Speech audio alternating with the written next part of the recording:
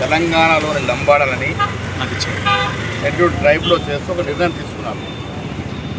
ఇవాళ విద్యాపరంగా, రాజకీయ పరంగా అన్ని రంగాల్లో లంబాడాలు తెలంగాణలో రాణిస్తున్నారంటే 50 ఏళ్ల క్రితం ఇందిరాగాంధీ గారు తీసుకున్నటువంటి ఒక సాహసోపేతమైన నిర్ణయం.